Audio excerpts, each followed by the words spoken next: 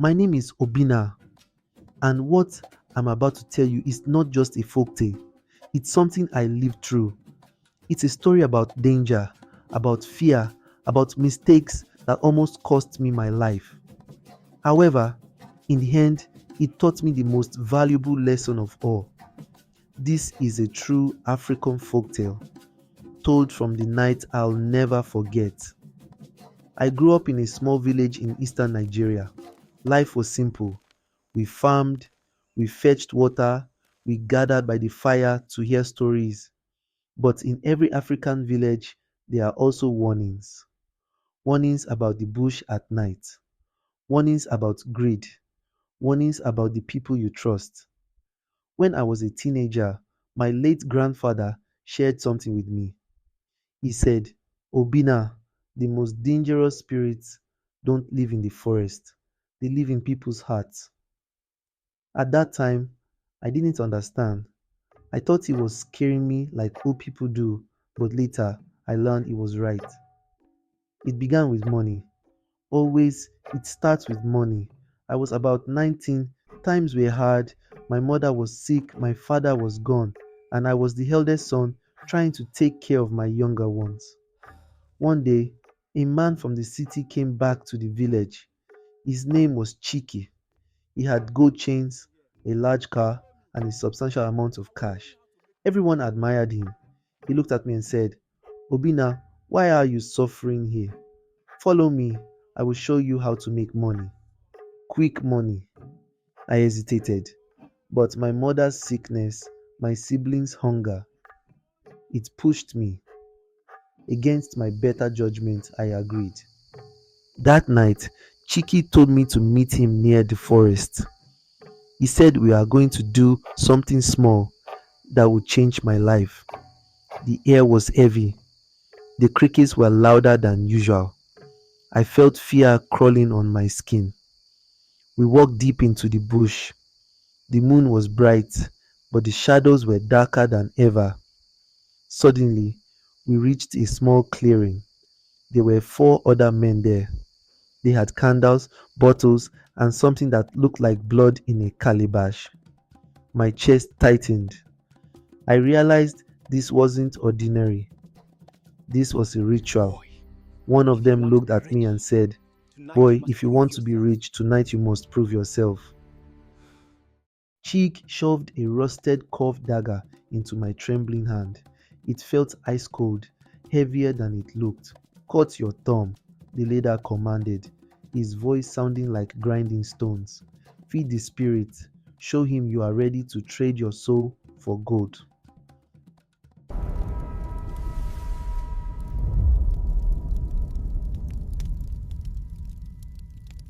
I looked down at the calabash. The thick red liquid inside was perfectly still, like a dark mirror. The smell hit me then. Not just blood, but something ancient and rotting, like sulfur and wet earth. I hesitated. The wind suddenly died. The forest went completely silent. No crickets, no leaves rustling, just the sound of my own heart hammering against my ribs. Do it! Do it! Chike hissed, his face twisting into a snarl I didn't recognize. I leaned over the calabash, raising the knife. But as I looked into the liquid, I froze. The blood in the bowl began to bubble, though there was no fire beneath it. Slowly, a face formed in the red depths. It wasn't my reflection, it was my mother. But her eyes were sewn shut, and her mouth was open in a silent, drowning scream. Then a hand, black, skeletal, and dripping, shot out of the small bowl, defying all logic, and grabbed my wrist. I screamed, a sound that didn't feel like my own. The skeletal hand squeezed harder, crushing my wrist. Cheek lunged at me, his face twisted into a mask of greed, shouting, Give it to him! Don't be a fool! But in that moment, I didn't think about money. I thought about my mother dying alone in the dark while I sold my soul.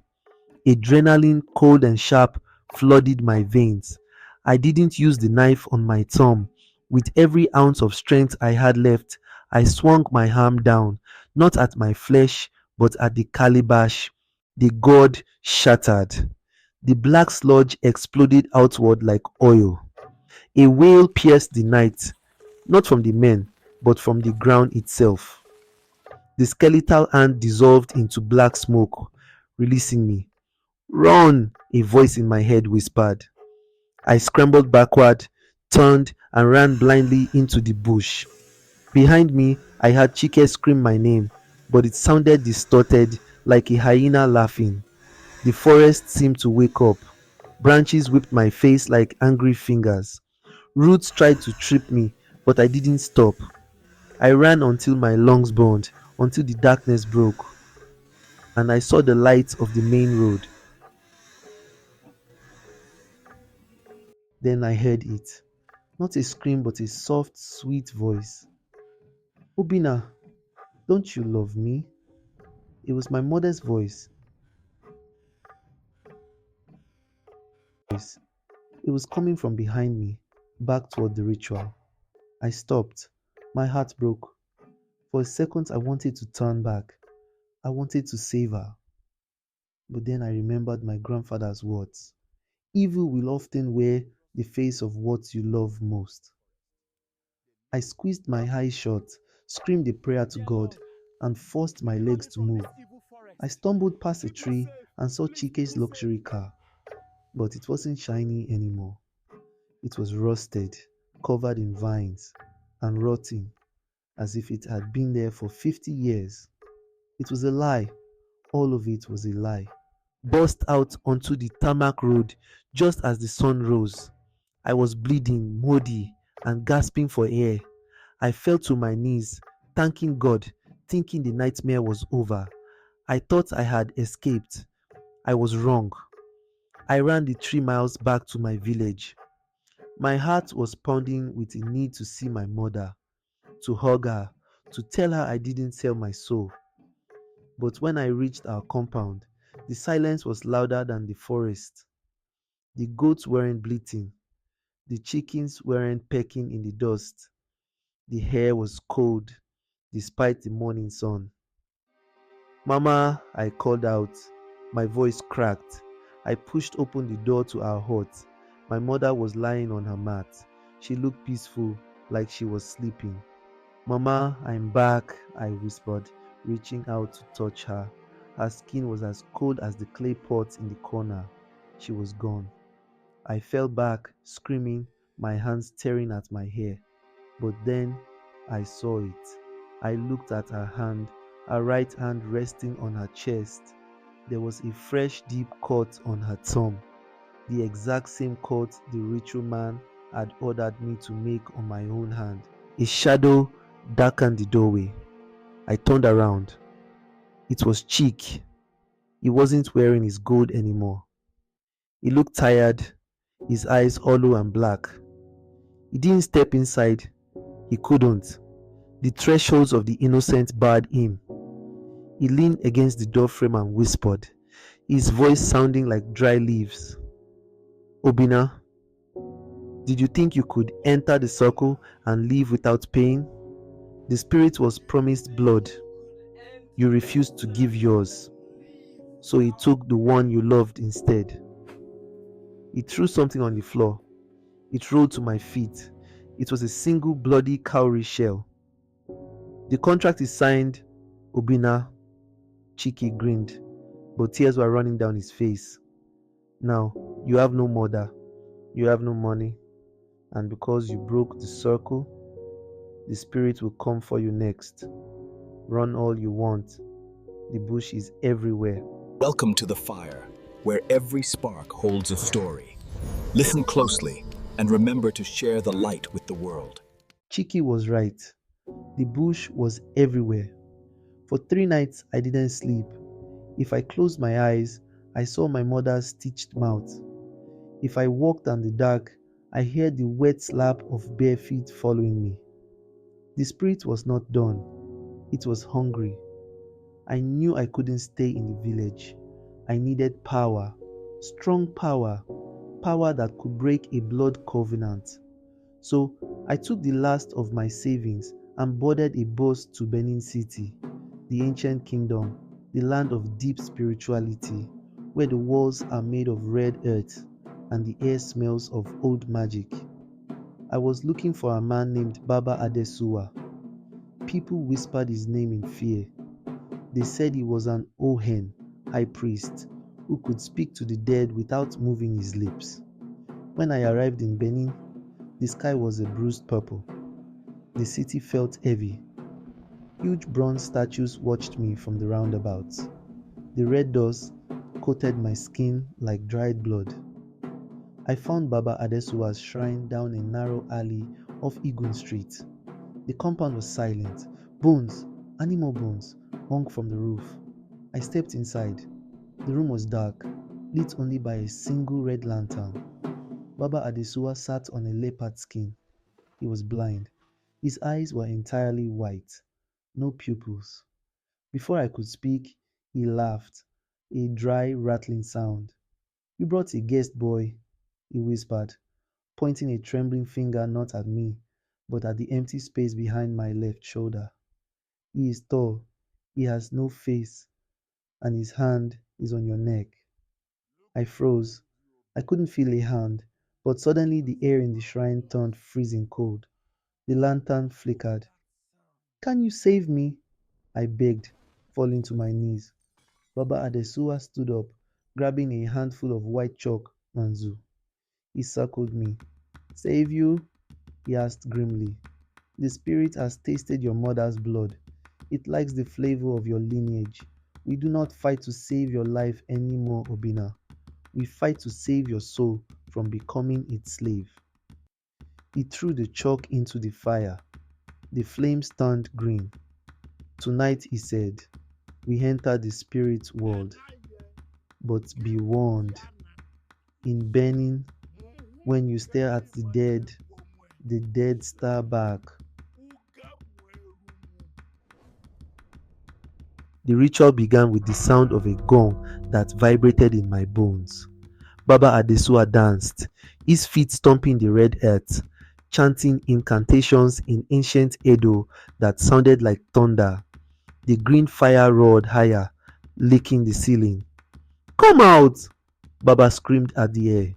"Leave this boy!" For a moment, I felt the weight lift off my neck. I thought it was working. But then, the fire suddenly turned pitch black. The temperature in the room dropped so low that my breath steamed. A low laugh echoed, not from the room, but from inside Baba Adesuwa's throat. The priest stopped dancing. He froze, his body contorted, his back arching unnaturally. He turned his face to me. His milky white blind eyes were gone. They were now pools of swirling black blood. "Did you think you could hide behind this old fool?" the spirit spoke through the priest's mouth. Baba Adesuwa fell to his knees, clawing at his own throat, choking. The charms around his neck shattered. The animal bones on the ceiling began to rain down like hail. The spirit was too strong. It wasn't just a forest ghost, it was a principality, and it had just broken the high priest. "Run, boy!" Baba gasped, his own voice surfacing for a second. "Run to the cross. Only the cross can stop this." Then Baba lunged at me with a knife, possessed. I scrambled backward, kicked the door open, and ran into the rainy night of Benin City. I didn't look back at the screams coming from the shrine. I ran blindly through the muddy streets, the rain mixing with my tears. I could hear footsteps behind me, heavy, wet footsteps. Then I heard it, a sound different from the drums. Clap, clap, clap, and the sound of a bell ringing. I turned a corner and saw a small building with a blue neon cross buzzing above the door. A white garment church, Aladura. I didn't hesitate. I burst through the doors, collapsing onto the tiled floor. The drumming stopped. The footsteps stopped at the door. A pastor in a white flowing robe turned from the altar, holding a heavy Bible. He didn't look surprised. This is He holy looked ready. ground. The battle for my soul lasted 3 days. The pastor did not let me sleep. The church members surrounded me, ringing bells and clapping, their voices rising like a wall of fire against the darkness. Every time I closed my eyes, I saw the spirit. It screamed. It threatened. It showed me my mother's face twisted in pain. But the pastor, a man named Prophet Josiah, held my head and shouted, "You have no legal right. He has been bought by a higher price." On the third morning, as the church choir sang a hymn of victory, something broke inside me. I fell to the floor and vomited, not food, but a black, tar-like substance that smelled of sulfur and old blood. As it left my body, the cold weight on my neck vanished. For the first time in years, the silence in my head was peaceful. I gave my life to Christ right there on the tiled floor. I traded my fear for faith. I stayed in Benin City. I couldn't go back to the village yet, I was still healing. I found work as a carpenter, working with the redwood of the forest that used to scare me. It was in the church choir that I met her. Her name was Osas. She was a true daughter of Benin, strong, beautiful, with eyes that held no secrets, only kindness. She didn't care about my past. She only cared about the man I was becoming. We married 2 years later. It was a colorful day. She wore the heavy coral beads of her people, and I stood tall, no longer a trembling boy, but a man protected by grace. But my heart still pulled me east. My siblings. I had left them with nothing. So, 5 years after I ran away, I packed my family into a Toyota, filled the trunk with yam, rice, and textbooks, and drove back to my village. When I pulled up to our compound, the place was quiet. My heart hammered. Then, a young woman walked out of the hut. It was my little sister, Chioma. She was grown now. She dropped her basin. "Brother," she whispered. Then my brother ran out. They rushed me. We wept. We held each other on the red earth where I once was. At where I once stood with a ritualist. I didn't bring them blood money. I didn't bring a luxury car that would rot. I brought them life. I brought them a brother who was finally, truly home. Welcome to the fire, where every spark holds a story. Listen closely and remember to share the light with the world.